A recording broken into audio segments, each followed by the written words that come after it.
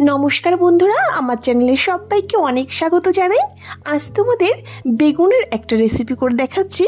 रेसिपिटा एकबार हलेओ ट्राई करले तोमरा बुझते पारबे कतटा लोभनीय हय खेते। जे कोनो तेल मशला जातीय खाबारके खूब सहजे हार मानाबे।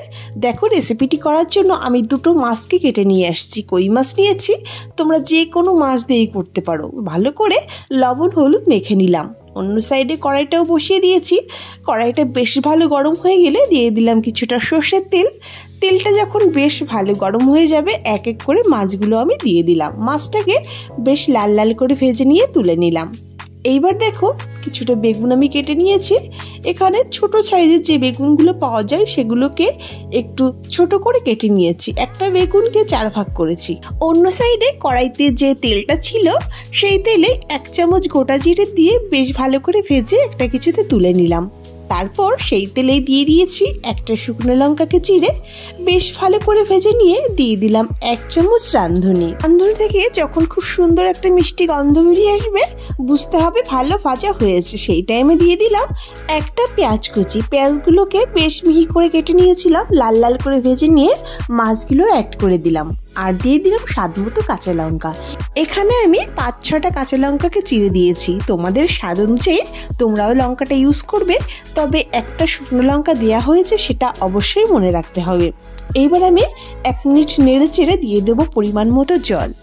জলটা অবশ্যই বুঝে দেবে। বেগুন কিন্তু বেশি জাল দেওয়া লাগে না, অল্প জালেই বেগুনটা গলে যায়, তাই জলের পরিমাণ অতিরিক্ত দেওয়ার দরকার নেই। দেখো জলটা যখন ফুটে উঠেছে সেই অবস্থায় পরিমাণ মতো লবণ আর হলুদটাও অ্যাড করে দিলাম। লবণ হলুদ দিয়ে ভালো করে মিশিয়ে নিলাম। এবার 1 মিনিট মতো ভালো করে জ্বালিয়ে নিতে হবে। 1 মিনিট মতো ভালো করে জ্বালিয়ে নেওয়ার পর এইবার বেগুনগুলো আমি অ্যাড করে দেব। দেখতেই পাচ্ছ বেগুনগুলো কিভাবে কেটেছি। এর সঙ্গে কিন্তু একটা উচ্ছে কেটে দেওয়া হয়েছে, তবে বেগুনের ভাগই বেশি। তোমরা চাইলে এই রেসিপিটাই উচ্ছে আর বেগুন দিয়ে কিন্তু করতে পারো ঠিক একইভাবে। এবার আমি বেগুনগুলো অ্যাড করে দিলাম। সব বেগুনগুলো দিয়ে ভালো করে মিশিয়ে নিচ্ছি। বেগুনগুলোকে ঝোলের মধ্যে কিন্তু একটু খুন্তির সাহায্যে ডুবিয়ে দিতে হবে। ভালো করে নেড়ে চেড়ে মিশিয়ে নেওয়ার পর এবার একটা ঢাকনি দিয়ে ঢেকে দেব 3 থেকে 4 মিনিটের জন্য।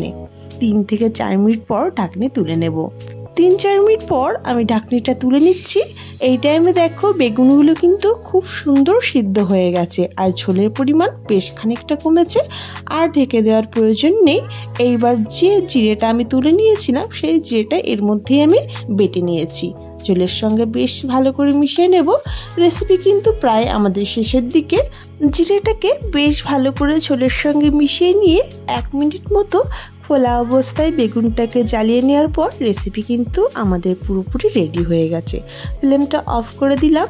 তো বন্ধুরা গরম গরম ভাতের সঙ্গে এইরকম বেগুনের রেসিপি কিন্তু ভীষণই ভালো হয় খেতে। তোমরা যদি চাও এর সঙ্গে উচ্ছে অ্যাড করেও এই রেসিপিটা করতে পারো, মনেই হবে না এর সঙ্গে উচ্ছে অ্যাড করা হয়েছে। ভীষণই ভালো লাগে খেতে।